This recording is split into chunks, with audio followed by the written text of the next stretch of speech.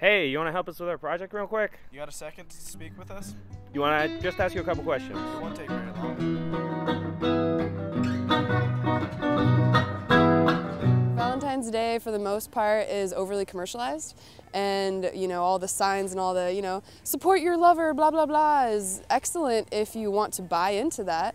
But very few people that are really promoting that are actually promoting person-to-person love, and that's what it's supposed to be celebrating. If you have a girlfriend, then Valentine's Day is the most important holiday ever. If you don't have a girlfriend, then I think most men could care less. I feel like it sneaks up on people and then they're like, oh crap, it's here, what are you gonna do? And then like the lonely people feel alone and the people who have somebody are stressed anyway because they have to do something about it. And then the people who are in between, like who have a thing with somebody, but they're like, I don't know, like, is it Valentine's Day worthy? It just probably prompts a lot of talks between relationships. Many flowers have been bought for miscellaneous Valentines, and it hasn't gotten me, I got nothing to show for it today, so.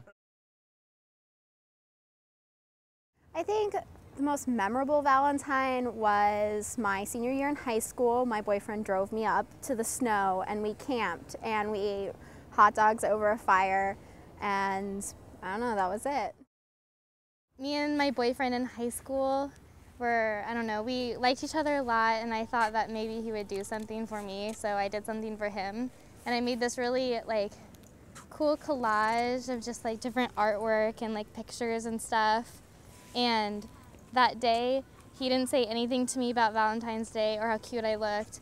And then he gave me this piece of paper folded into a really bad flower held together by tape at the end of the day and laughed. And so I didn't give him the collage. Last year, I was in a long-distance relationship with this girl who lived in Washington, D.C., and I went to go visit her for the weekend. So I spent, I bought a round-trip ticket. Got there on the 12th of February, and I was going to go back on the 16th. But I bought so I got there on the 12th, and everything was good, and I went to check in for my return flight on the 13th, late at night, and I couldn't get on, I couldn't sign in, and I was just all worried about it. So the next morning I called Expedia, and it turns out I had booked my return trip for the 16th of March. So I was stuck in DC for an extra 2 days trying to work out how to get my return ticket. But so now when I think about Valentine's Day, all I can think about is a wasted $200 I spent. Good memories from being in school and having the paper bags on the edge of your desk and, putting one in everybody's and interpreting the hearts. And if it says be mine, that guy totally loves you or is just faking you out. And so.